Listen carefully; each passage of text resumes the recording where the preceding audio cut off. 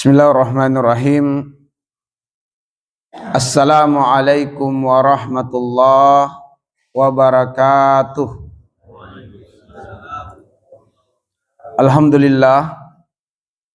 Alhamdulillahirabbil alamin.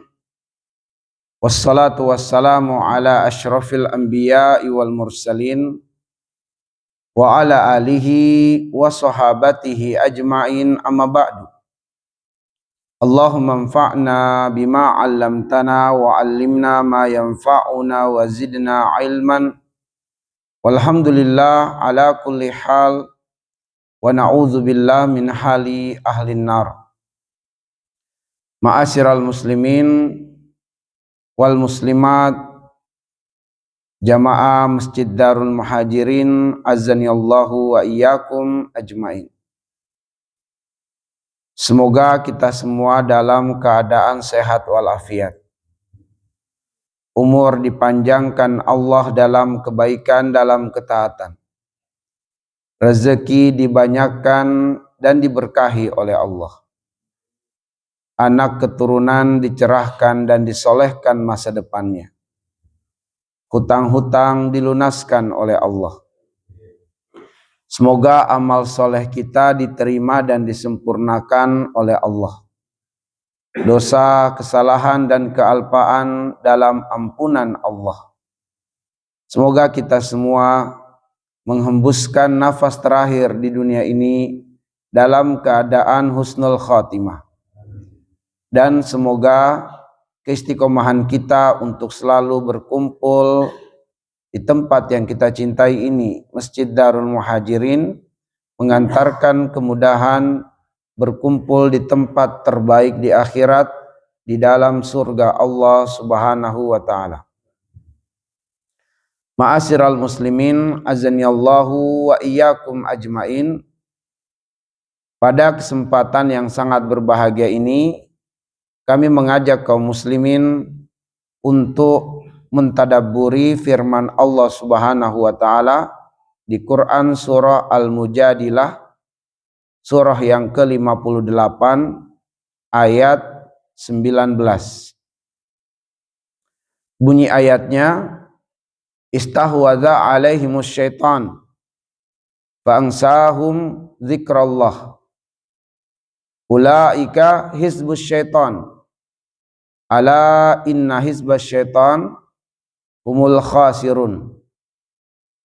Artinya, istahwadza alaihimus syaitan, syaitan telah menguasai mereka. Fa'ansahum zikrallah, maka siapa saja yang syaitan telah menguasainya, maka pastilah orang tersebut lupa kepada Allah Subhanahu wa ta'ala. Syaitan akan menjadikannya lalai, jauh dari zikrullah, jauh dari ketaatan kepada Allah. Ulaika hizbus syaitan, dan siapapun yang telah lalai, telah lupa dari zikrullah, maka syaitan akan menggabungkannya ke dalam golongannya, yaitu golongan syaitan. Ala inna hizbas syaitan humul khasirun. Dan siapapun yang telah tergabung ke dalam golongan syaitan, pastilah dia akan mendapatkan kerugian besar di dunia dan juga di akhirat. Melalui satu ayat yang mulia ini, ada 3 hal penting yang akan kita uraikan. 3 hal penting itu, yang pertama, istahwadza alaihimus syaitan. Siapakah mereka yang dikuasai oleh syaitan? Yang kedua, fa'ansahum zikrallah ulaika hizbus syaitan. Apa ciri yang menonjol dari mereka yang telah dikuasai oleh syaitan? Ala inna hizbas syaitan humul khasirun.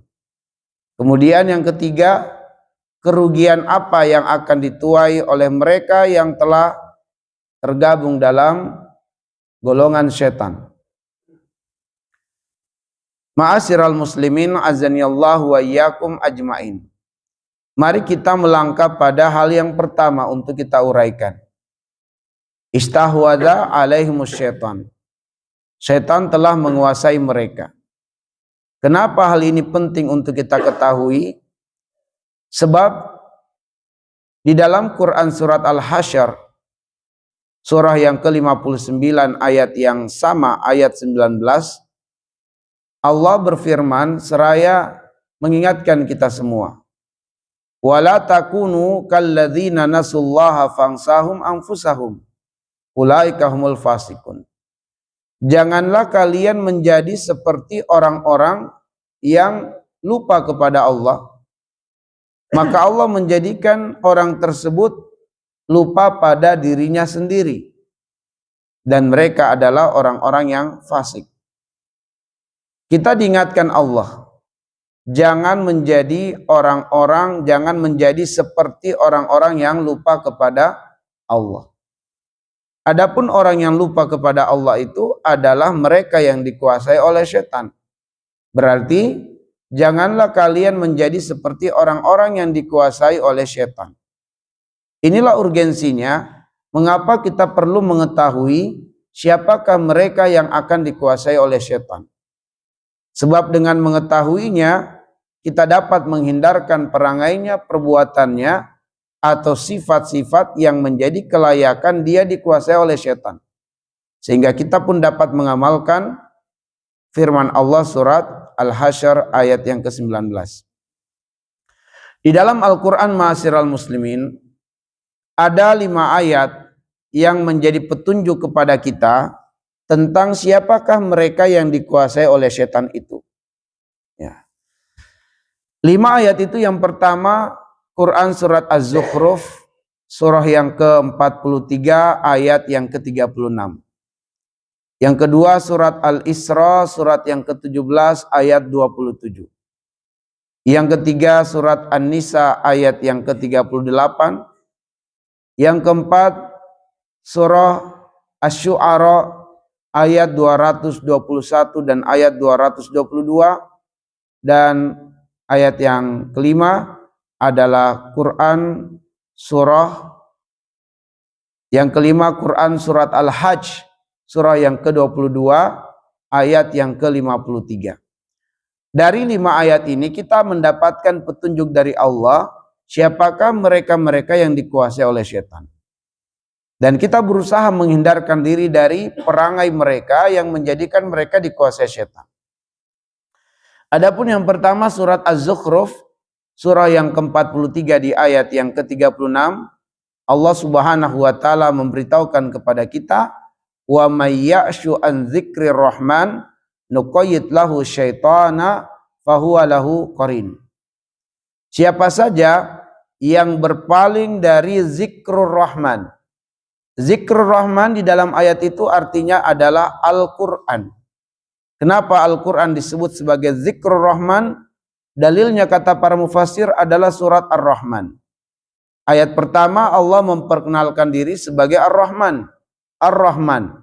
Lalu sebesar-besar kasih sayang Allah kepada manusia, di ayat yang kedua Allamal Quran. Karena itulah Al-Quran disebut sebagai Zikrul Rahman. Pengajaran dari Allah yang Maha Rahman, pengajaran dari Allah yang Maha Pengasih. Maka Allah mengatakan, wa may yashu an dzikrir rahman, maka siapa saja yang berpaling dari pengajaran Ar-Rahman, yaitu Al-Quran, nuqayyid lahu syaitanan fahuwa lahu qarin. Kami biarkan dia dikuasai oleh setan. Fahuwa lahu qarin, maka dia yaitu setan bagi orang yang berpaling dari peringatan Ar-Rahman atau pengajaran Ar-Rahman akan dikuasai oleh setan. Akan dikuasai oleh setan. Fahuwa lahu qarin.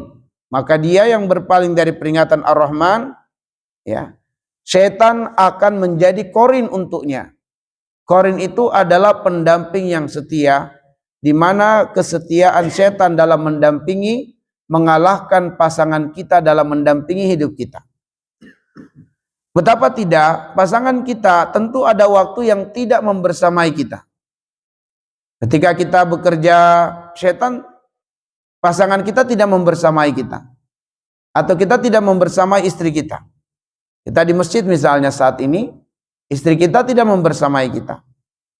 Tapi setan laknatullah alaih, jika seseorang telah menjadi korinnya, dia menjadi korin bagi manusia, maka setan akan mendampinginya dari bangun tidurnya sampai tidur kembali. Dengan setia setan akan membersamainya dan tidak akan meninggalkannya. Itulah korin. Itulah korin. Kesetiaan setan laknatullah alaih kepada siapa yang telah dikuasainya. Ma'asyiral muslimin azanillahu wa iyyakum. Sehingga di dalam ayat tersebut kita mendapatkan petunjuk bahwa yang berpaling dari Al-Quran merekalah yang akan dikuasai oleh setan. Nabi SAW mengadu kepada Allah. Pengaduannya diabadikan di dalam surat Al-Furqan di ayat yang ke-30. Wa qala ar-rasul ya rabbi inna qaumi ittakhadhu hadzal qur'ana mahjura. Wahai Tuhanku, sesungguhnya kaumku atau umatku, mereka menjadikan Al-Quran mahjura, ditinggalkan, dilupakan, diabaikan. Yaitu banyak kaum muslimin yang mereka tidak pandai baca Quran. Banyak kaum muslimin yang sudah pandai baca Quran tapi tidak rutin membaca Quran. Banyak yang sudah rutin baca Quran tapi tidak berupaya untuk memahami makna Al-Quran. Jangankan Al-Quran keseluruhannya, surat Al-Fatihah yang tidak kurang 17 kali setiap hari dia baca, hingga detik ini dia pun belum tergoda, belum tertarik untuk tahu artinya. Ada orang yang tahu artinya tapi tidak berusaha memahami makna dan kedalaman kandungannya. Sehingga kemudian dia bisa membeli banyak barang-barang elektronik yang mahal-mahal, tapi untuk kitab tafsir dia tidak punya. Kitab tafsir Ibnu Katsir jilid 1 sampai jilid 10 itu harganya sekitar 800.000. Baginya mahal banget. Tapi untuk handphone sekian puluh juta dia bisa beli. Ada orang yang sudah memiliki kitab tafsir tapi tidak dibuka-buka, sehingga menjadi pajangan di rak buku. Maka ma'asyiral muslimin, banyak dari kaum muslimin yang pada akhirnya perbuatannya, perangainya jauh dari petunjuk Al-Quran. Kita membaca iyyaka na'budu wa iyyaka nasta'in. Kepadamulah kami menyembah, kepadamulah kami minta pertolongan. Nyatanya ketika kita diperhadapkan dengan masalah, seolah-olah dukun menjadi solusi untuk kita mendapatkan petunjuk. Seolah-olah ketika kita diperhadapkan dengan masalah finansial, riba yang menjadi satu-satunya solusi. Kita jauh dari petunjuk Al-Quran dan pengamalan dari Al-Quran. Hal inilah yang menjadikan setan leluasa menimpakan gangguan pada diri kita secara fisik, secara psikis, bahkan secara spiritual. Ya, kita banyak melakukan pelanggaran-pelanggaran secara syariat atau melakukan amalan syariat tapi bertentangan dengan petunjuk syariat. Kita melakukan amalan-amalan yang bid'ah. Itu karena setan berhasil menimpakan gangguan secara fisik, secara psikis, bahkan dalam ibadah kita pun diganggu oleh setan sehingga niat kita rusak atau amalan kita jauh dari petunjuk Nabi sallallahu alaihi wasallam. Kemudian ma'asyiral muslimin, petunjuk yang kedua surat Al-Isra ayat yang ke-27. Allah mengatakan, innal mubadzirina kanu ikhwana syayatin wa kana syaitanu lirabbih kafura. Sungguh orang-orang yang berbuat tabzir, mereka adalah saudara-saudara syaitan. Disebutkan ikhwan, saudara, untuk menunjukkan ikatan emosional yang sangat kuat. Lebih kuat daripada sekedar ikatan pertemanan. Ini persaudaraan, menunjukkan adanya ikatan emosional yang kuat dengan setan. Wa kana syaitanu lirabbih kafura. Dan adalah setan itu sangat ingkar kepada Tuhannya. Setan sangat ingkar kepada Tuhannya. Baginda Nabi mengatakan, Al-mar'u ala dini khalilihi. Seseorang agama dan akhlaknya sangat dipengaruhi oleh temannya, oleh sahabatnya. Kalau saja sahabat dekat, teman dekat itu berpeluang untuk mempengaruhi akhlak dan ibadah kita, apalagi kalau kemudian ikatan emosionalnya lebih kuat dari sekedar teman.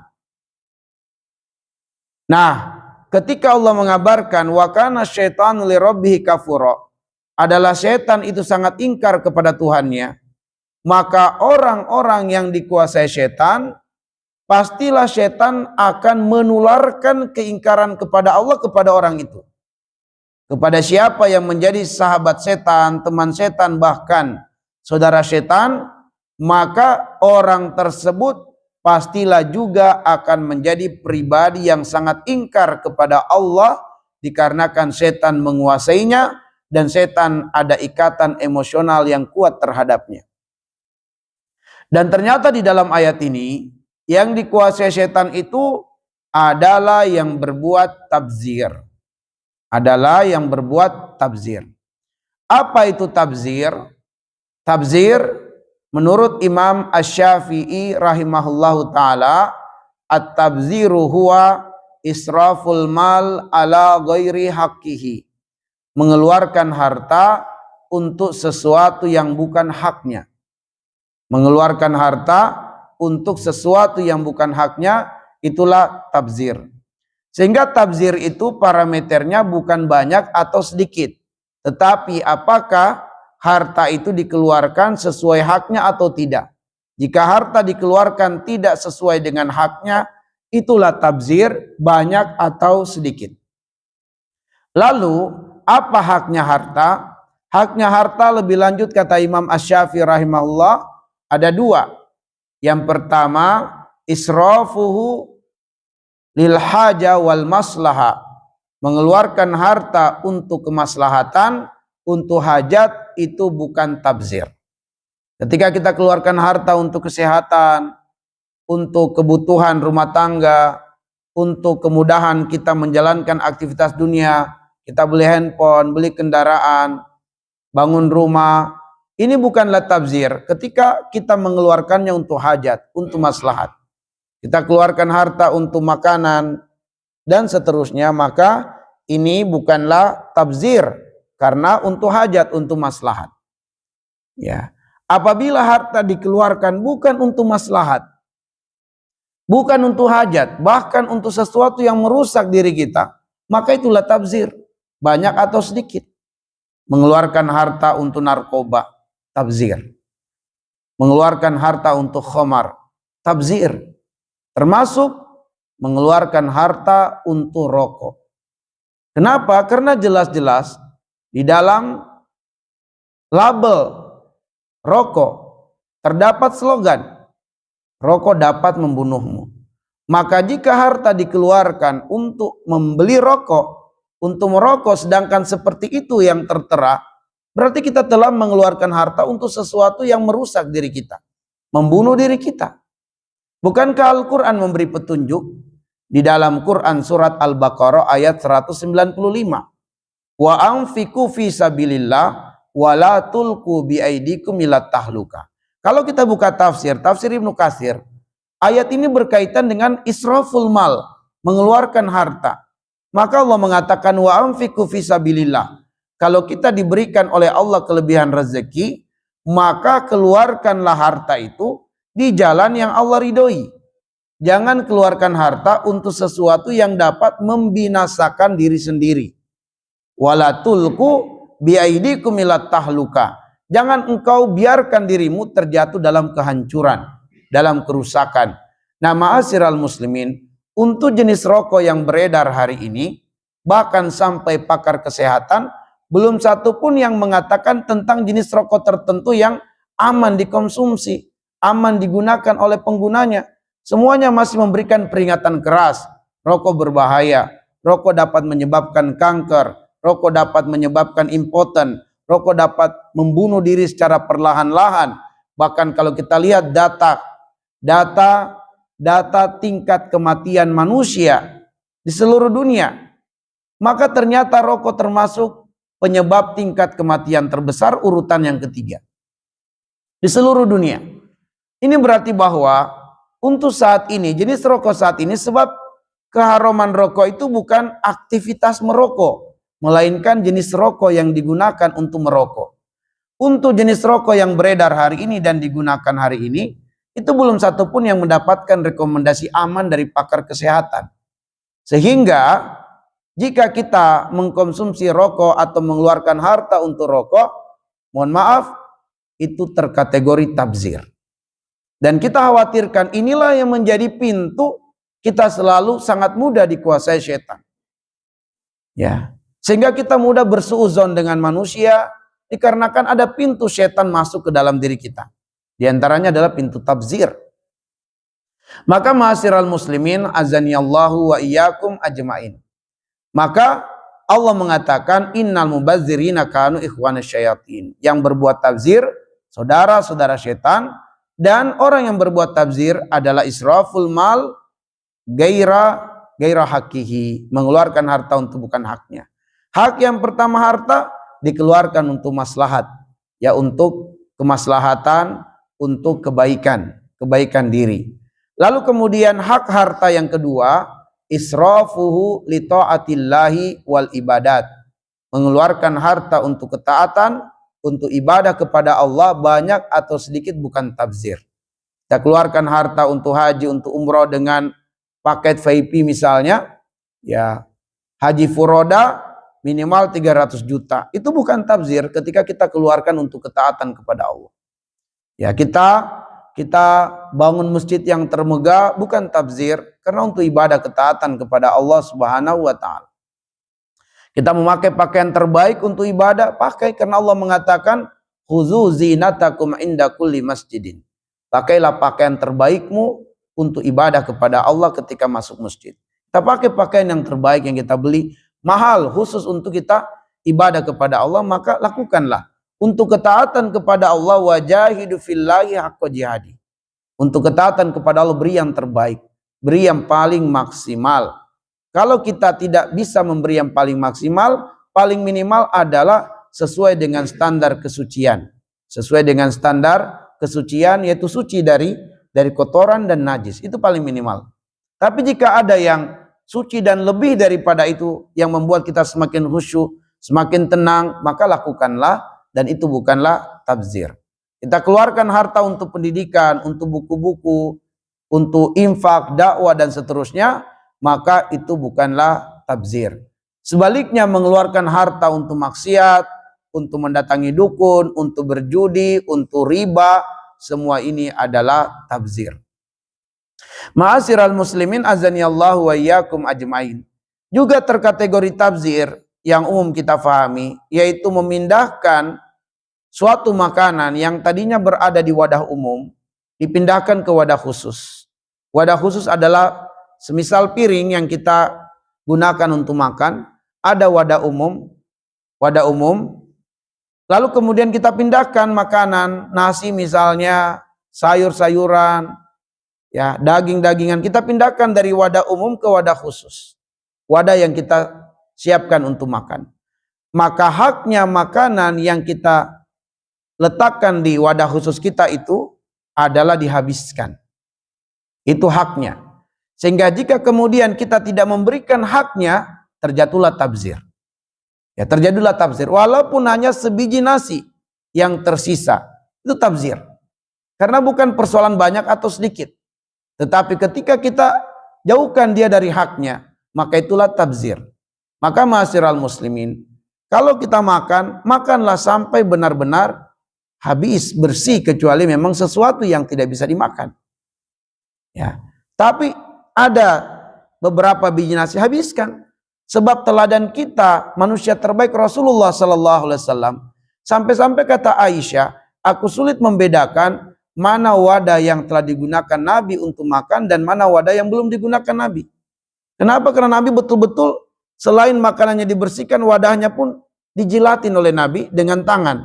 Jadi Nabi akan melap wadah tadi dengan tangannya, setelah itu beliau akan melumat-lumat jarinya. Beliau melumat-lumat jarinya sampai Jari-jari Nabi itu merah karena dilumat oleh beliau sallallahu alaihi wasallam. Ini manusia terbaik dan mengajarkan kita bahwa pada setiap makanan itu ada keberkahan. Dikhawatirkan yang tertinggal atau yang tidak termakan, justru itulah keberkahannya. Karena itulah Nabi memberikan teladan kepada kita untuk menghabiskan. Di Malaysia ketika ada acara-acara jamuan, tertulis lebih baik nambah daripada tabzir. Maka lebih bagus kita ambil sesuai dengan firasat kita bahwa ini insya Allah akan habis. Kalau memang masih kurang, nambah lagi. Ketimbang kita ambil banyak tapi pada akhirnya bersisa. Karena ternyata mungkin rasa makanan kurang cocok di lidah kita, tapi kita udah terlanjur ambil banyak. Akhirnya kemudian tersisa setengah piring, nauzubillah, dibuang. Ya. Padahal begitu banyak orang yang kelaparan, mencari makanan di sampah. Kenapa? Karena kelaparan. Mereka mengais-ngais sampah. Sedangkan kita dimudahkan rezeki oleh Allah, malah kita membuangnya. Dan fenomena ini sangat banyak kami dapatkan kepada jamaah kaum muslimin yang menjalankan ibadah umroh. Ambil makan banyak, tapi pemandangan yang tidak menyenangkan terlihat setelah sesi makan berakhir. Di piring-piring jamaah kaum muslim Indonesia banyak sekali sisa. Ayamnya sisa, telurnya sisa, nasinya lebih-lebih lagi. Di sana petugas membuangnya. Buang. Ya. Nauzubillah. Akhirnya banyak kita kaum muslimin menjalankan ibadah umroh selalu diperhadapkan dengan keluhan, diperhadapkan dengan kekesalan, kemarahan, emosi. Kenapa? Ada pintu-pintu setan yang masuk pada diri kita karena terbuka. Baik, ma'asyiral muslimin azanillahu wa iyyakum ajmain. Lalu kemudian petunjuk di dalam surah An-Nisa di ayat yang ke-38, Allah mengatakan walladzina yunfikuna amwalahum ria'an nas wala yu'minuna billahi wala bil yaumil akhir wa may yakuni syaitanu lahu qarina fasa'a qarina. Kata Allah Subhanahu wa taala, dan orang-orang yang menginfakkan hartanya secara zahirnya dia sudah mengeluarkan harta di jalan yang benar. Hanya saja yang menjadi masalah ria'an nas. Dia tidak bermaksud untuk taat kepada Allah dengan infaknya, melainkan untuk ria'an nas. Pengen dipuji manusia, pengen dilihat orang, pengen disebut sebagai dermawan, muhsinin atau yang lainnya. Wala yu'minuna billah. Mereka berinfak tidak karena ketaatan atau keimanan kepada Allah. Wala bil yaumil akhir. Dan tidak pula mereka berinfak untuk ketamakan mendapatkan rahmat Allah di akhirat. Murni dia lakukan adalah ria'an nas. Wa may yakuni syaitanu lahu qarina fasa'a qarina. Perbuatan demikian adalah perbuatan yang menjadikan syaitan baginya adalah qarina, yaitu pendamping setia. Kemudian ma'asyiral muslimin, petunjuk yang keempat di dalam Quran surat Asy-Syu'ara ayat 221 dan ayat 222.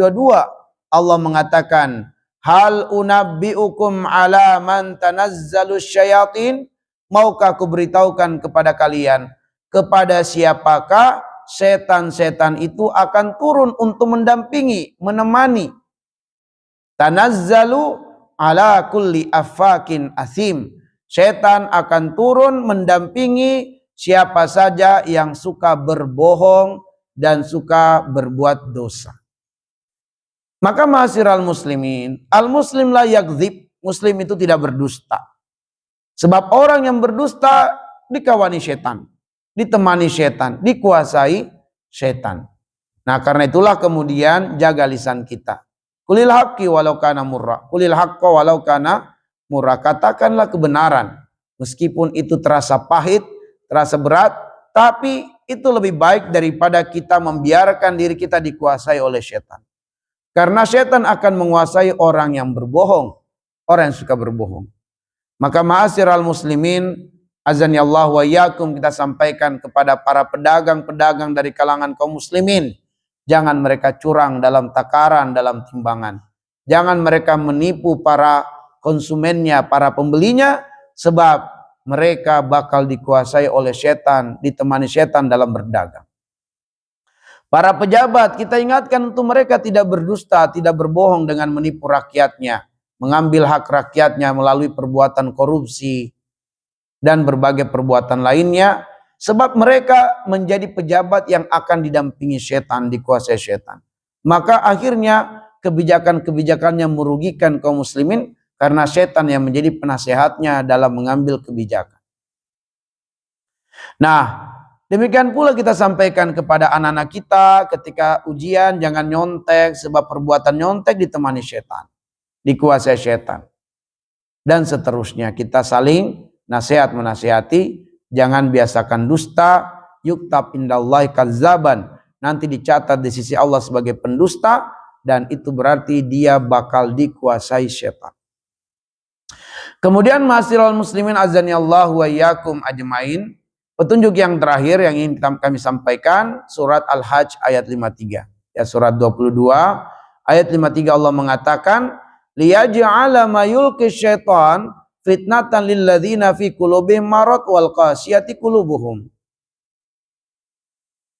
Bahwa orang-orang yang di dalam hatinya ada penyakit hati, penyakit sosial, penyakit dendam, penyakit kebencian, penyakit kemarahan, kecemburuan, hasad terhadap rezeki orang, penyakit sosial, atau penyakit spiritual di dalam hatinya, ada penyakit ria, ada penyakit suuzon kepada Allah, ya, tidak ridho dengan takdir Allah.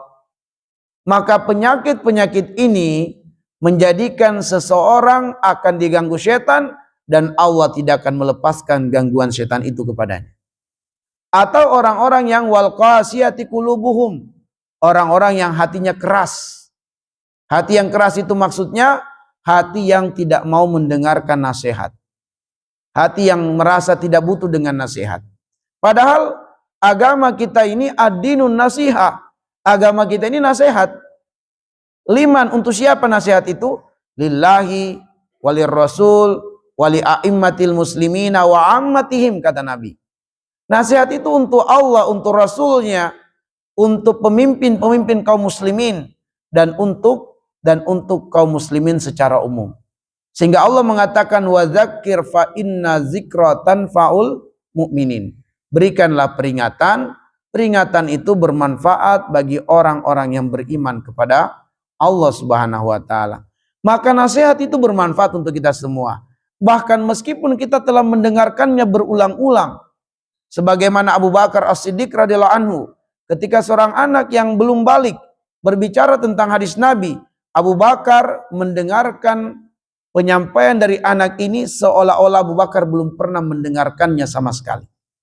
Yaitu beliau takzim dan tawaduk mendengarkan seorang anak yang menyampaikan hadis Nabi Sallallahu Alaihi Wasallam. Padahal kita tahu bagaimana kedudukan Abu Bakar, manusia terbaik setelah Rasulullah Sallallahu Alaihi Wasallam. Kita betapa seringnya mendengarkan ceramah, apa materinya? Udah biasa. Udah sering saya dengar, udah di luar kepala saya itu materinya. Seringkali kita takjub pada diri kita sendiri, padahal itulah alamat kebinasaan kita.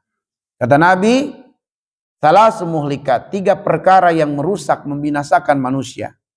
Pertama, ijabul mar'i binafsihi, takjubnya seseorang pada dirinya. Di antara lainnya adalah al-hawa umuttaba, hawa nafsu yang diperturutkan, ya, hawa nafsu yang diperturutkan, wasyuhu muta', dan kebakhilan yang diikuti. Inilah 3 hal yang merusak manusia, merusak individunya.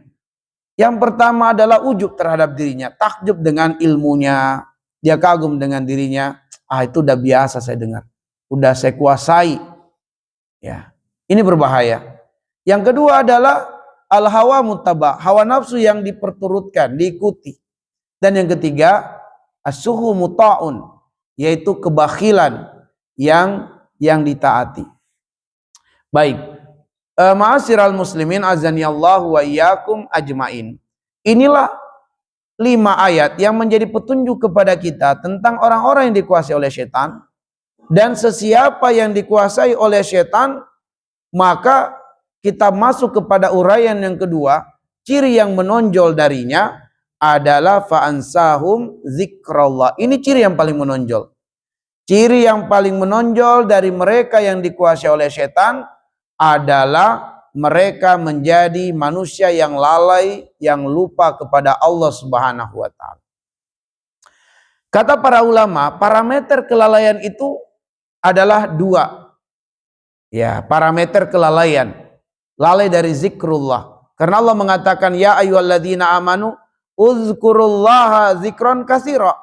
Wahai orang yang beriman, ingatlah Allah sebanyak-banyaknya. Sebanyak-banyaknya. Maka orang yang beriman harus ingat Allah. Maka yang dikuasai setan, dia menjadi lemah untuk mengingat Allah Subhanahu wa taala. Padahal keimanan yang sejati banyak mengingat Allah. Apa parameternya kalau dia dikuasai setan pada suatu hari atau seterusnya? Yang pertama adalah ketika dia lemah dari menjalankan sholat 5 waktu. Kenapa? Karena Allah mengatakan aqimis sholat li zikri. Tegakkanlah sholat untuk mengingatku. Maka seseorang yang berat sholatnya, malas sholatnya, itu parameter yang paling mendasar bahwa dia dikuasai setan. Karena sholat 5 waktu berat. Ya. Yang kedua parameter yang kedua, tapi yang pertama tadi adalah sholat. Parameter yang kedua adalah melalaikan zikir pagi dan petang, melalaikan zikir masnunah. Jadi melalaikan zikir muqayyad dan melalaikan zikir mutlak. Apa zikir muqayyad? Zikir yang jumlahnya, bacaannya, waktunya, sikonnya sudah diajarkan Nabi. Itu namanya muqayyad. Contohnya zikir ba'da salat fardu. Itu muqayyad.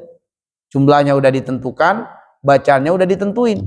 Setelah salam, assalamualaikum warahmatullah, assalamualaikum warahmatullah, Nabi langsung mengajarkan istighfar. Astagfirullah, astagfirullah, astagfirullah 3 kali. Kemudian Allahumma antas salam dan seterusnya. Sampai subhanallah 33 kali. Alhamdulillah 33 kali. Allahu Akbar 33 kali. Bahkan Nabi menyampaikan keutamaan. Siapa yang membaca itu setiap ba'da sholat, maka dosanya meskipun sebanyak buih di lautan, diampuni oleh Allah. Nah, orang ini setelah salam langsung aja pergi, tidak berzikir, ya, tidak juga ada hajatnya, dia pergi tanpa ada hajat, sampai ke rumah juga nonton, baca koran, tidur. Ya, andaikan karena suatu hajat, maka itu hukum kausalitas, hukum sebab akibat, bahwa karena ada sebab akibatnya. Kalau kebiasaannya dia zikir pagi, tapi karena kondisi tertentu ada hajat dia harus pergi, maka tetap dia mendapatkan pahala zikir pagi karena kebiasaannya. Al-insanu yuhkamu bi umumi amalihi. Dia dihukumi apa yang menjadi kebiasaannya. Tapi yang kita cerita ini adalah setelah salam langsung pergi, tidak juga karena suatu hajat, sampai ke rumah juga putar TV, nonton TV atau buka handphone, tidak zikir ba'da sholat. Maka ini lalai. Kemudian zikir pagi petang. Zikir pagi petang itu termasuk zikir muqayyad dan zikir masnunah harian, yaitu masuk kamar mandi ada zikirnya, mau makan ada zikirnya, mau minum ada zikirnya, berpakaian ada zikirnya, keluar rumah, masuk masjid, keluar masjid ada zikirnya. Ada zikirnya. Naik kendaraan ada zikirnya. Maka ini terkategori kita dikuasai setan kalau kita lupa semua itu. Masuk masjid masuk aja nggak ada zikirnya. Keluar masjid keluar aja nggak ada zikirnya. Bahkan kaki kanan atau kaki kiri nggak tahu dia, nggak peduli dia, jalan aja. Maka ini dikuasai setan. Walaupun tingkat penguasaan setan berbeda-beda. Ada yang murni dikuasai betul, ada yang hanya dilalaikan saja. Ada yang dikuasai betul sampai orang ini itu tadi perangainya adalah kasar, sombong, angkuh, takabur dan seterusnya. Jadi penguasaan setan atas manusia bertingkat-tingkat tergantung kekuatan. Kita lihat kekuatan zikirnya. Kalau kuat zikirnya, insya Allah itu alamat dia belum berhasil diganggu setan. Ya, tapi kalau kemudian dia lemah dari ketaatan kepada Allah, maka ya dia sedang diganggu, dikuasai setan.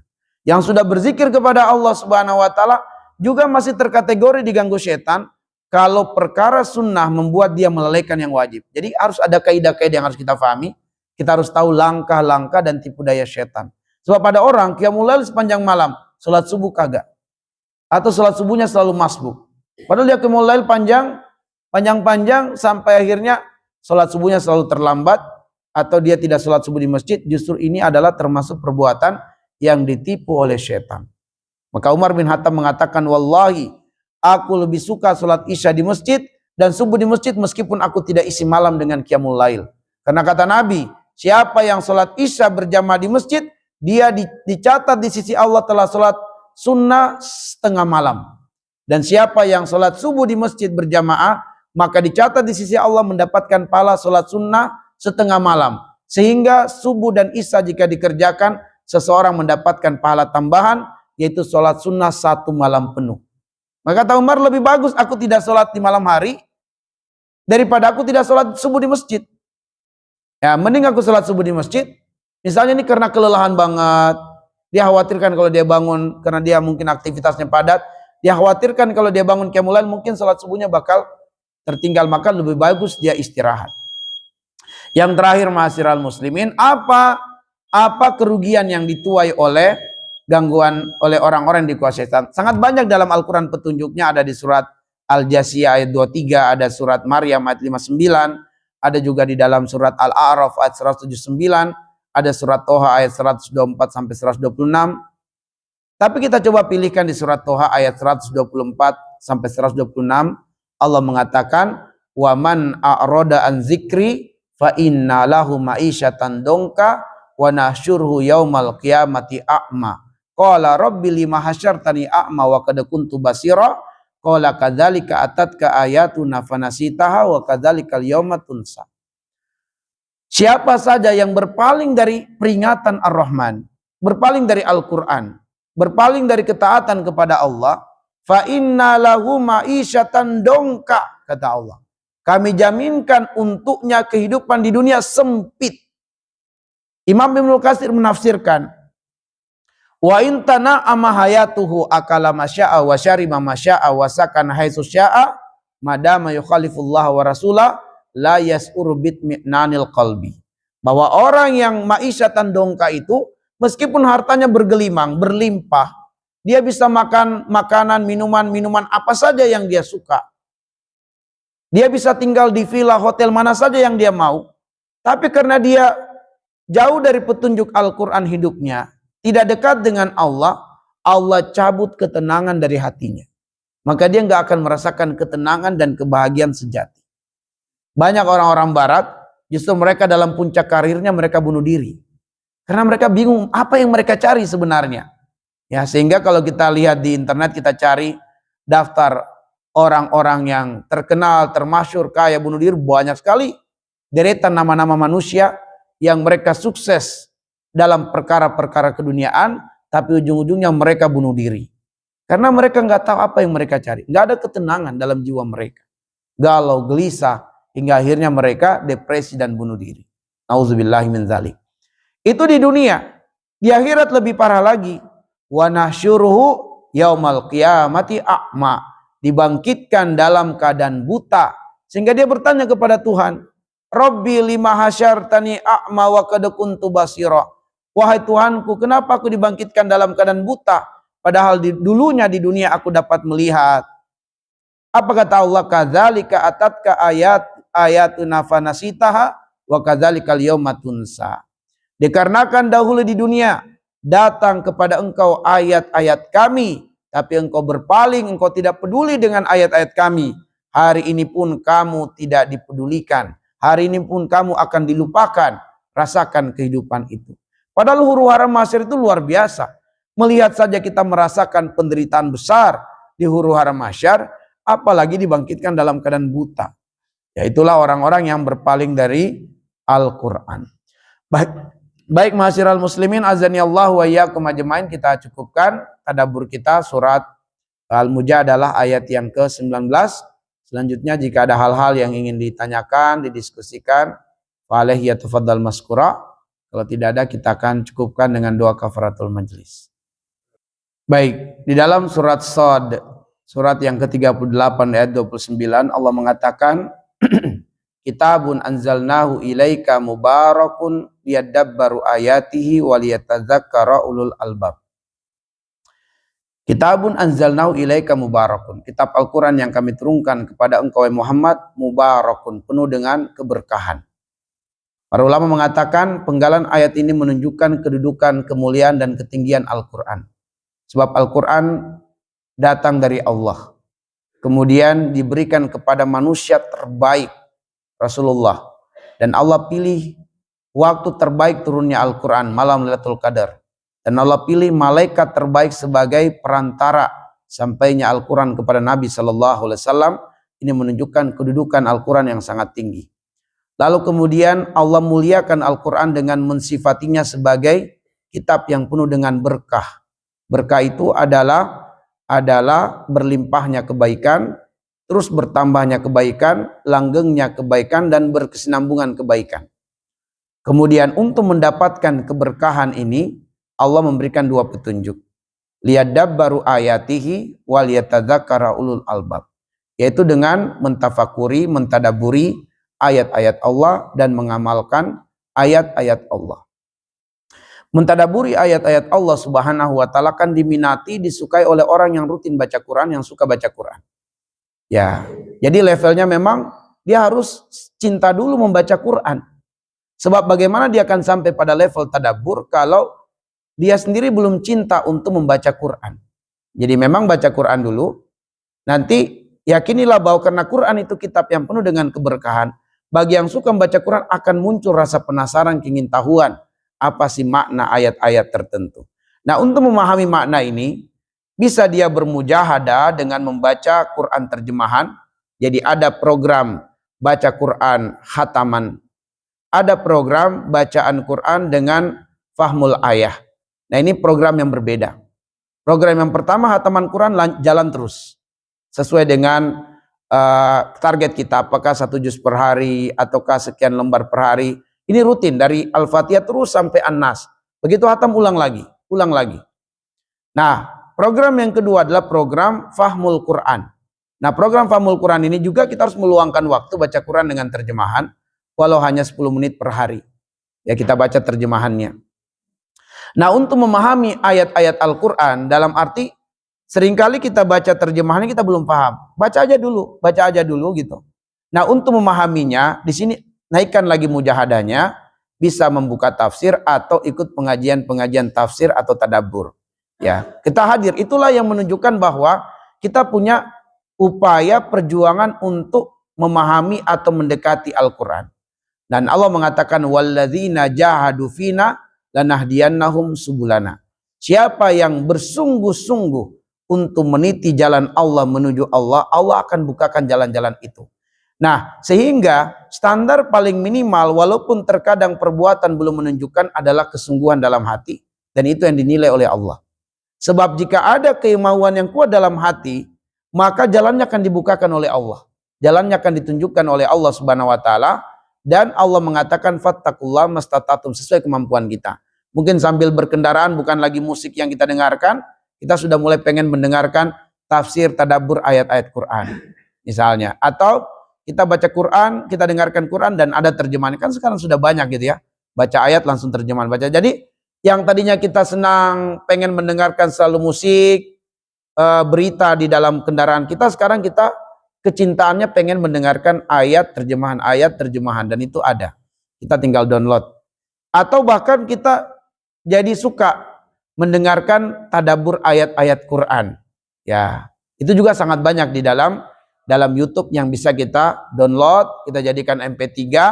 Ya, karena sekarang juga ada banyak aplikasi bagaimana YouTube menjadi MP3 hanya suara tok, jadi lebih ringan. Sehingga kita bisa mendengarkan penjelasan ayat-ayat, dan itu banyak sekali ya di dalam YouTube. Intinya kita ada kemauan, itu yang dilihat oleh Allah Subhanahu wa taala. Maka apabila ada kemauan yang kuat, 1000 jalan muncul di depan mata. Tidak ada kemauan kuat, 1000 alasan akan muncul di kepala kita yang bercokol.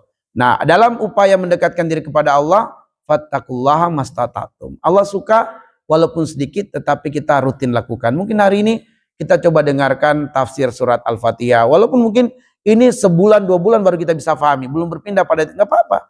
Yang penting kita sudah ada upaya perjuangan untuk memahami ayat-ayat Allah. Di balik kesibukan kita, kepadatan aktivitas kita, tetap kita tidak lalai dari memahami, mengetahui makna ayat-ayat Al-Quran sesuai kemampuan kita. Yang sudah rutin baca surat Yasin, jangan sampai 10 tahun, 20 tahun baca Yasin, nggak tahu artinya. Cobalah baca terjemahannya juga. Ya, padahal kita udah 20 tahun, hafal pula surat Yasin, tapi nggak tahu artinya. Ya, nggak paham maknanya. Belum pernah baca surat Yasin dengan terjemahan sampai khatam. Kalau Yasin dari ayat pertama sampai ayat 83, oke lah. Tapi baca ayat pertama sampai 83 dengan terjemahan. Ya. Padahal dia sudah membaca surat Yasin bahkan menghafal puluhan tahun. Tapi kenapa dengan terjemahannya dibaca belum juga bisa dilakukan. Padahal ya 1 jam, 2 jam mungkin insya Allah bisa selesai. Tapi sampai sekarang kita belum bisa melakukannya. Berat. Nah, tentu di balik kesibukan kita ada celah-celah waktu yang kita bisa luangkan. Itulah yang Allah lihat. Perjuangan dan kesungguhan kita untuk melakukan kebaikan dan ketaatan kepada Allah. Jadi bertahap, sedikit-sedikit, yang penting istiqomah itu Allah lebih suka. Allahu a'lam bishawab. Baik, di dalam Quran surat Al-Ankabut ayat yang kedua, Allah mengatakan ahasiban nas ayutraku ayyaqulu amanna wa hum la yuftanun. Apakah manusia dibiarkan mengatakan saya beriman kepada Allah sedangkan dia tidak diuji? Pasti diuji. Para mufassir menjelaskan ujian di dalam ayat itu ada 4. Pertama, ujian dalam bentuk perintah. Ujian dalam bentuk perintah. Jadi kita diperintah sholat itu ujian. Sholat di masjid, sholat 5 waktu itu ujian. Jadi ini ujian dalam bentuk perintah. Berzakat, perintah. Kemudian puasa di bulan Ramadan, perintah. Ini semua adalah ujian. Ujian dalam bentuk perintah. Ya. Yang kedua, ujian dalam bentuk larangan. Jadi larangan juga kita diuji. Diuji oleh Allah dengan terbukanya pintu riba di depan mata. Kita sedang ada masalah keuangan, terbuka pintu riba di depan mata. Kita sedang diuji oleh Allah Subhanahu wa taala. Kita sedang kesulitan, para pedagang kesulitan secara finansial, diuji dengan adanya keuntungan kalau dia curang, adanya keuntungan kalau dia nipu, dia bohong sedikit. Maka diuji dalam bentuk ujian larangan. Ya, ujian dalam bentuk larangan. Lalu yang ketiga, ujian dalam bentuk musibah dunia. Ya, musibah dunia ini disebutkan oleh Allah, walanabluwannakum bisyai'in minal khauf wal ju' minal walanabluwannakum bisyai'in minal khaufi wal ju' wa naqsi minal amwal wal anfusi was samarat wa basyir as-sabirin alladzina idza asabatum musibah qalu innalillahi wa inna ilaihi rajiun. Musibah dalam bentuk musibah dunia, apakah kecelakaan, sakit, kemudian ketipu oleh manusia, atau hal-hal yang membuat kita akhirnya kehilangan harta, kehilangan kesehatan, bahkan kehilangan jiwa karena kematian. Ini ujian dalam bentuk musibah. Dan ada ujian yang ketiga, ujian dalam bentuk gangguan musuh. In syarri ma khalaq, dari kejahatan makhluk. Ujian dalam bentuk gangguan musuh ini, kata Imam Ibnu Katsir, ada 4 musuh, ada 4 makhluk yang berpotensi menimpakan gangguan. Pertama, gangguan dari manusia, yaitu manusia yang zolim. Ya, kita ketemu dengan orang yang zolim itu ujian dari Allah. Ya, kita ketemu dengan orang yang zolim, orang yang melihat kita ini untuk dikerjain, ya. Nah, itu berarti kita sedang diuji oleh Allah ketemu dengan orang yang zolim. Sehingga kita ditipu, dikhianati, dicurangi, itu ujian dari Allah. Yang kedua, ujian dalam bentuk gangguan jin. Ya, jadi itu juga adalah gangguan jin, ujian. Kita terkena sihir, kita terkena gangguan jin karena sebab apakah jin itu suka dengan manusia ataukah karena jin itu jahil, pengen mengganggu kita dan Allah izinkan kita diganggu oleh jin. Maka ini juga adalah ujian dari gangguan makhluk yang bernama jin. Yang ketiga, ujian gangguan makhluk dari binatang-binatang. Apakah ular, di rumah banyak kecoa, banyak tikus, itu ujian juga dari gangguan makhluk. Makhluk binatang, binatang yang kotor, jorok, atau seseorang terkena sengatan ular, kalajengking, lipan, itu semua adalah ujian dari Allah, gangguan binatang. Dan yang keempat, ujian dalam bentuk gangguan makhluk kecil yang tak nampak mata, seperti virus, bakteri, sel-sel kanker, itu semua adalah ujian juga. Nah, keempat ujian ini akan menimpakan kepada kita musibah dunia. Musibah dunia yang menyebabkan kegelapan dalam 4 hal atau 5 hal. Kegelapan secara fisik, kegelapan secara psikis, kegelapan secara finansial, kegelapan secara sosial, kegelapan secara karir. Jadi kalau kita ditimpa dengan 4 gangguan ini, 4 gangguan makhluk, kita akan tertimpa musibahnya dunia. Nah, apabila kita tertimpa musibah dunia, kita cenderung berputus asa. Dalam keputusasaan inilah setan punya peluang untuk masuk. Karena setan tidak punya kepentingan pada diri kita, kecuali merusak iman kita. Iblis laknatullah alaih telah memerintahkan pasukannya, kepentingannya cuma satu, rebut iman dari hati kita. Rebut. Dengan berbagai cara.